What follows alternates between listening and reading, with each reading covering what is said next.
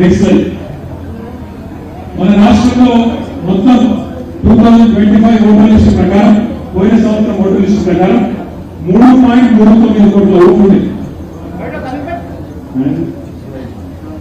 3.39 crore ఓట్లు ఉన్నాయి మన రాష్ట్రంలో. మొత్తం పోలింగ్ బూత్లు 35,925 పోలింగ్ బూత్ మొత్తం. మరి ఎస్ఐఆర్ ఎప్పుడు మొదలైందంటే ఇగో వచ్చే నెల 25 తారీఖు నుంచి మరి బిఎల్ఓలు బిఎల్ఓ అంటే అంగన్వాడీ టీచర్ కానీ ఇంకోటి కానీ గవర్నమెంట్ అపాయింట్ చేసుకోవాలి. బిఎల్ఏ అంటే మీరు బూత్ లెవెల్ ఏజెంట్ పార్టీ. ముస్లింబాద్ నియోజకవర్గంలో 275 పోలింగ్ బూత్ ఉంది. నేను గుట్టగోపాలుగా అడిగి అన్న మరి మీరు బూత్ కి ఇద్దరు చొప్పున polling boothing agent booth level agent చేయాలంటే ఆల్రెడీ లిస్ట్ ఇచ్చారు.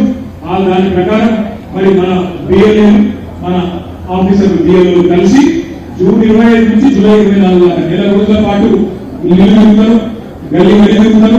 అవన్నీ నేను చెప్పిన కార్యక్రమం ఏంటి? ఏమన్నా కొత్త ఓటు రాసి ఉంటే రాస్తారు, 18 ఉంటే రాస్తారు. ఎవరైనా చచ్చిపోయిన ఓటు పొరపాటు ఉంటే తీసేస్తారు. దెబ్బలు ఎవరైనా ముస్లింబాద్కి వెళ్ళి వేరే ఊరికి పోయినారు. ఉదాహరణకు నా వరంగల్ నాకు తెలుసు, గవర్నమెంట్ ఉద్యోగం వచ్చింది వరంగల్. నా ఊరు ముస్లింబాద్ ఉండాలన్నా వరంగల్ ఉండాలన్నా నేనే ఆలోచించుకోవాలి, నిర్ణయం తీసుకోవాలి. ఇక్కడ రాస్తే అక్కడ ఉండాలి, అక్కడ రాస్తే ఇక్కడ ఉండాలి. సో ముస్లింబాద్ అయితే డిలీట్ చేయాలి. ఎవరైనా వరంగల్ వస్తే వాళ్ళంతా డిలీట్ చేయాలి, ఇక్కడ రాయించాలి. 4 పనులు ఇస్తాయన్న జరిగేది. ఈ ప్రాసెస్ అంతా తర్వాత 6 నెలల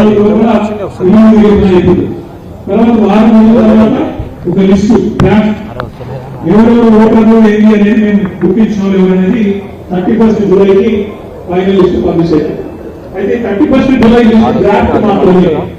దాని మీద మనకు అభ్యంతరం తప్పుడు పేర్లు వచ్చినాయి, కొన్ని ఉండాల్సిన పేర్లు అంటే మనం ఒక నెల రోజుల పాటు 31 జూలై నుంచి 30 ఆగస్టు దాకా మనం మన అభ్యంతరాలు మన అబ్జెక్షన్ ఏందో మనం ఆఫీసర్లకు లిఖితపూర్వకం చేయొచ్చు. ఆ తర్వాత 1 మంత్ పాటు వాళ్ళు కూడా మొత్తం చూసుకొని ఆగస్టు 38 నుంచి 28 సెప్టెంబర్ దాకా ఒక నెల రోజులు టైం తీసుకొని అన్ని పరిష్కారం చేసి 1 అక్టోబర్ 2026 ఫైనల్ లిస్ట్ పబ్లిష్ అయ్యింది.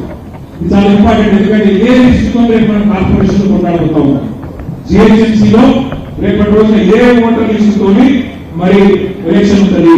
ఇది అయిననే మళ్ళీ నెక్స్ట్ ఎమ్మెల్యే ఎలక్షన్ 2028 చివరికి ఉంటుంది. సో అందరికంటే ముందు వచ్చే స్నేహితుడు అందరికంటే విషయాలు ఎవరున్నారు, ఎవరు కార్పొరేటర్ కొట్లాడాలనుకుంటున్నారో, ఎవరో బూత్లలో నా ఓట్లు కావాలనుకుంటున్నారో, ఎవరో హుషారుగా దిగాలనుకుంటున్నారో, ఎవరో జిహెచ్ఎంసీ మీద గులాబీ జెండా ఎగాలనుకుంటున్నారో మీరే హుషారు ఉండాలి. ఏదో ముఠా గోపాల్ గారి కోసమో పార్టీ కేసీఆర్ గారు చెప్పిండు, కేటీఆర్ చెప్పిండు మా కోసం కాదు, మీకోసమే. అక్కడ రేపు తప్పులు తగ్గ కాకుండా జాగ్రత్తగా చూసుకోవాల్సిన అవసరం మీ మీద ఉంది. నెక్స్ట్ ఇక్కడ ఒక ఇంపార్టెంట్ పాయింట్ ఏంటంటే మన మైనారిటీ సోదరులకు ముఖ్యంగా కొన్ని అనుమానాలు ఉన్నాయి. బీజేపీ ప్రభుత్వం వచ్చినాక వీళ్ళు కావాల్సిన మా ఓట్లు తీసేస్తారు, మన ఓటాన్ని కాదు कोरोना के नहीं कर रहे। वेस्ट बंगाल आप देखें तो वहाँ पे करीब 1 करोड़ वोट हटा दी। वेस्ट बंगाल దగ్గర 90 లక్షల ఓట్లు తీసేసింది. బిహార్లో 65 లక్షల ఓట్లు తీసేసింది. వాటి వల్లనే అక్కడ ఎన్నికల ఫలితాలు తారుమారని చెప్పి కూడా కొంత అక్కడ వార్తలు కూడా వస్తున్నాయి. అట్లాగే వెస్ట్ బెంగాల్ చాలా ఇంపార్టెంట్ వినండి. పశ్చిమ బెంగాల్లో వెస్ట్ బెంగాల్ మనం అంతా పోయిన జోడిపోయి బీజేపీ గెలిచింది మీకు తెలుసు. 27 లక్షల మంది ఇక్కడగా 95 లక్షల ఓట్లు తీసేస్తే 27 లక్షల మంది కోల్పోయారు. ఇంత ఓట్లు ఉంది, ఆ బాధ నడుస్తూనే ఉంది, కానీ వాళ్ళకు ఓటు లేదు. 27 లక్షల మంది మాకు ఓటు ఉండాలి, అట్లా తీస్తారు గడబడని చెప్పి వెస్ట్ బెంగాల్లో పోయింది. వాళ్ళు ఎంత ఓడిపోయారు వెస్ట్ బెంగాల్లో 21 లక్షల ఓట్లు తీసేసిన ఓట్లు 95 లక్షలు, ఓట్లు ఇంకా పెండింగ్ 27 లక్షలు, ఓడిపోయింది 21 లక్షల ఓట్లు. ఇంకా చాలా బద్మాషి ఉంటుంది, లంఘనం ఉంటుంది. అధికారంలో మనం లేము, ఇక్కడ కాంగ్రెస్ ఉన్నది, అక్కడ బీజేపీ ఉన్నది. అందుకే బషీరాబాద్ లో రేపు 9 డివిజన్లు మీకు గెలవాలి అంటే ఎస్ఐఆర్ కార్యక్రమంలో ముఖ్యంగా బూత్ లెవెల్ ఏజెంట్లు చాలా చాలా జాగ్రత్తగా చాలా బాధ్యతగా వ్యవహారం చేయాల్సి ఉంటుంది. మన తమ్ముడు జయసింహ గారిని డివిజన్ అధ్యక్షులను అట్లాగే బూత్ లెవెల్ అధ్యక్షులకు నేను కోరుతా ఉన్నా. లేదా రొటీన్ కార్యక్రమం ఇక్కడ తీసుకోకండి. నష్టం జరిగితే కొన్నిసార్లు గవర్నమెంట్ కింద మీద అయిపోయినాయి కాబట్టి జాగ్రత్తగా చూసుకోవాలని కూడా హృదయపూర్వకంగా కోరుతా ఉన్నాను.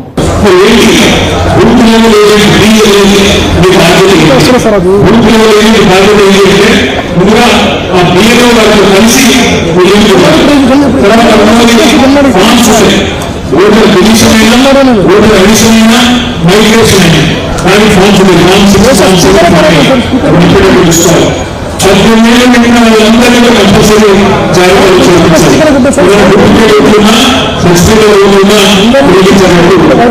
ఇది ప్రధానంగా బియ్యంలో యొక్క బాధ్యత. నెక్స్ట్ అది కూడా మన బియ్యంలో బాధ్యత బియ్యంలో కూడా పార్టీ రెండవది ఆ బియ్యంలో వాళ్ళు ఏ మ్యాప్ అయితే రాష్ట్రంలో జాగ్రత్తగా గమనించండి. కొన్నిసార్లు ఓటర్ ఐడి తప్పుకొట్టడం వల్ల మీకు అక్కడ వేరే రకమైన ఇబ్బందులు వచ్చే అవకాశం ఉంటుంది. కాబట్టి తప్పకుండా వారు ఎట్లా ఇంటర్వ్యూ చూసుకోండి. అట్లాగే ఇంపార్టెంట్ పాయింట్ ఏంటంటే కొంతమంది అన్మ్యాప్డ్ ఉంటారు. అన్మ్యాప్డ్ అంటే 2002లో ఓటు లేదు.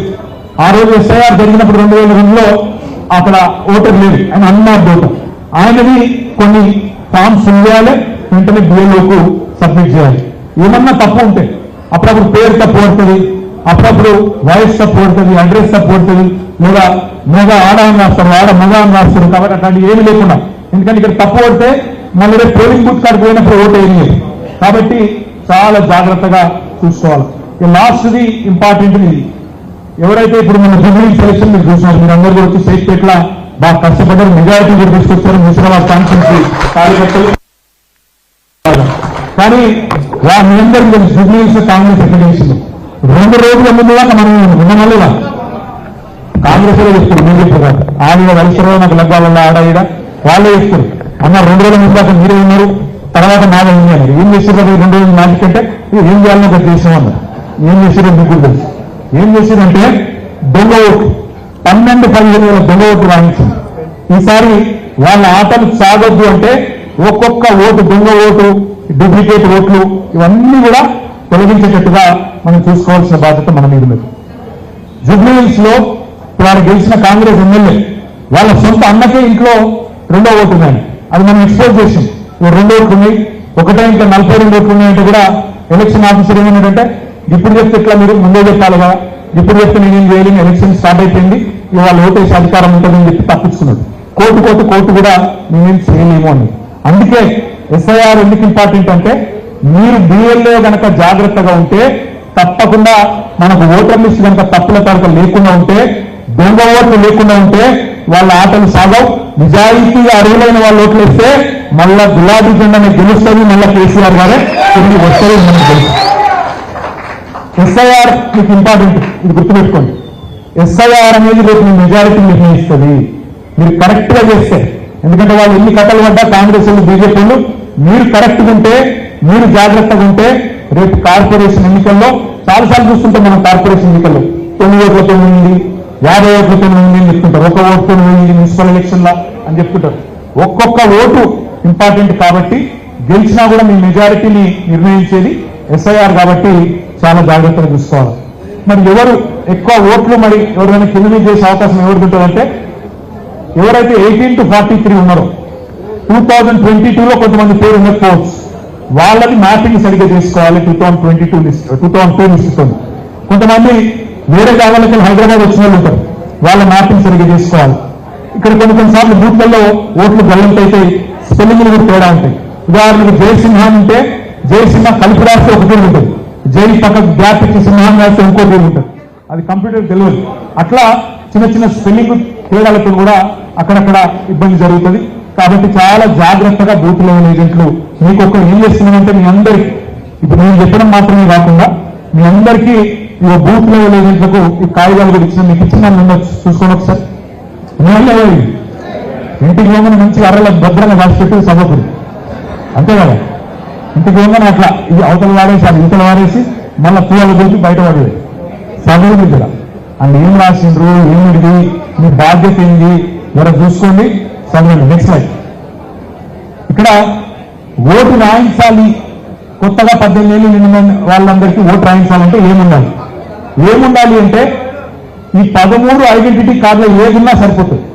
కొత్త ఓటు రాయించాలంటే మీ దగ్గర ఏదున్నా, బర్త్ సర్టిఫికేట్ కావచ్చు, పాస్పోర్ట్ కావచ్చు, ఈ సుప్రీంకోర్టు ఇచ్చిన తీర్పు, ఈ 13 ఏది ఉన్నా సరే, ఒక ఎస్సీ ఎస్టీ కాస్ట్ సర్టిఫికేట్ ఉన్నా సరే, ఆధార్ మీటర్ ఉన్నా సరే, లేదా మీకు ఈ మెట్రికులేషన్ సర్టిఫికేట్ 13 కొత్త ఓటు రావాల్సిందే. ఈ లిస్ట్ కూడా మీకు ఇచ్చిన ఆ కాగితంలో ఉంటుంది, మీకు ఇచ్చిన పుస్తకంలో ఉంటుంది. నెక్స్ట్ ఇది చాలా ఇంపార్టెంట్. ఇది ఒకసారి చూడండి. ఇది మొన్న జూబ్లీ సెలక్షన్ యొక్క డూప్లికేట్ ఓట్ లిస్ట్. ఇంతగానే అన్నది 15,000 దొంగ ఓట్లు మన జూబ్లీస్ ఉండేది. ఇది ఒకటే మనిషి. ఈ అమ్మాయి పేరు ఏ లావణ్య, భర్త పేరు ఏ శ్రీనివాస్. మీరు చూడండి, ఈ అమ్మాయికి 2 ఓట్లు జూబ్లీ కాన్స్టిట్యూన్సీ ఉంది, ఒకటి మసూరాబాద్ ఉంది, ఒకటి అంబర్పేట ఉంది, ఒకటి ఖైరతాబాద్ ఉంది. అంటే సేమ్ పార్లమెంట్ పరిధిలో ఈ అమ్మాయికి 5 ఓట్లు ఉన్నాయి. ఆమె పేరు ఏ లావణ్య, భర్త పేరు ఏ శ్రీనివాస్, హౌస్ నెంబర్ ఇంత తీసింది. నేనేం చేస్తా అంటే మీకు పార్టీ నుంచి మీరు ముషీరాబాద్ కాన్స్టిట్యూన్సీలో ఇటువంటి దొంగ ఓట్లు, డూప్లికేట్ ఓట్లు ఎన్ని ఉన్నాయో లిస్టు మొత్తం మీ చేతిలో పెడతాం. ఈ లిస్ట్ మన దగ్గర ఉంది. ఈ లిస్ట్ మొత్తం మీ చేతిలో పెడతాం. మీరేం చేయాలి అప్పుడు? ఇంటింటికి పోయినట్టు అసలు ఈ లావణ్య అంటామని ఇక్కడ ఉంది, ఇది ముషీరాబాద్ ఉందా, జూబ్లీహిల్స్ ఉందా, అంబర్పేట ఉందా, ఖైరతాబాద్ ఉందా, ఉంటే ఎక్కడ ఉంది? ఆ ఒక్క దగ్గరనే ఉండాలి. మిగతా 4 ఓట్లు డిలీట్ చేయించే బాధ్యత తీసుకోవాలి. ఎక్కడైతే ఆ మనిషి ఉంటుందో అక్కడ ఓటు రాయించాలి, ఎక్కడైతే ఉండదో ఆడికెళ్ళి కేంద్రం పెట్టు తీసుకోవాలి. చాలా ఇంపార్టెంట్. ఇలా కాంగ్రెస్ వాళ్ళు, బీజేపీ వాళ్ళు బలంగా నమ్ముకునే ఈ దొంగ ఓట్లు వీటిని నమ్ముకొని లాస్ట్ లో డిగ్రీ చేసి ఆగమానం చేసి గెలవాలన్నదే వాళ్ళ ఆలోచన. ఇక డూప్లికేట్ ఓట్లు 4 రకాలు ఉండొచ్చు. ఇక్కడ చూపెట్టినట్టు ఒకటే కాన్స్టిట్యూన్సీ లో 2 భాగాలు ఉండొచ్చు. ఒకటి రామ్నగర్ ఉండొచ్చు రింజన్లా, ఇంకోటి పక్కకు అక్కడ ఇంకోటి మన అడిక్మెట్లు ఉండొచ్చు. రామ్నగర్ అడిక్మెట్లో ఉండొచ్చు. అట్లా ఒకటే కాన్స్టిట్యూన్సీ లో 2 అలగలకు ఉండొచ్చు. లేదా ఒకటి మసీరాబాద్ ఉండొచ్చు, ఇంకోటి ఖైరతాబాద్ ఉండొచ్చు. అంటే సేమ్ పార్లమెంట్ లో అలగలకు దగ్గరలో. మూడవది ఇట్లా ఉండొచ్చు, ఒకటి మసీరాబాద్ ఉండొచ్చు. మా సిరిసిల్ల వాళ్ళు చాలా మంది ఉంటారు ఇక్కడ మసీరాబాద్ లో, రామ్నగర్ ఏరియాలో. ఒకటి ఊళ్ళో ఉండొచ్చు, ఇంకోటి ఇక్కడ ఉండొచ్చు.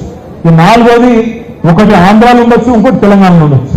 అంటే ఒక రాష్ట్రంలో ఒక ఓటు, ఇంకో రాష్ట్రంలో ఇంకో ఓటు. 4 రకాలు ఉంటాయి. మీకు ఈ లిస్టు మొత్తం మీకు అప్పచెప్తున్నాయి. మీ ముషీరాబాద్ కాన్స్టిట్యున్సీలో సేమ్ పేర్లతోని పార్లమెంట్ పరిధిలో మీ కాన్స్టిట్యున్సీ పరిధిలో, తెలంగాణ పరిధిలో, అదేవిధంగా అంతర్రాష్ట్ర పరిధిలో ఈ 4 రకాల డూప్లికేట్లను కూడా మీకు నేను అప్పచెప్తాను. దానికి మీరు బాధ్యత తీసుకొని ప్రతి డివిజన్ లో, ప్రతి బూత్ స్థాయిలో చాలా జాగ్రత్తగా ఈ జల్లెడబట్టే కార్యక్రమం, వడపోత కార్యక్రమం మీరు చేయాల్సి ఉంటుంది. ఇది జూన్ 25 నుంచి జూలై 24 దాకా జరుగుతుంది. నెక్స్ట్ ఇక మీకు ఇప్పుడే నేను చెప్పిన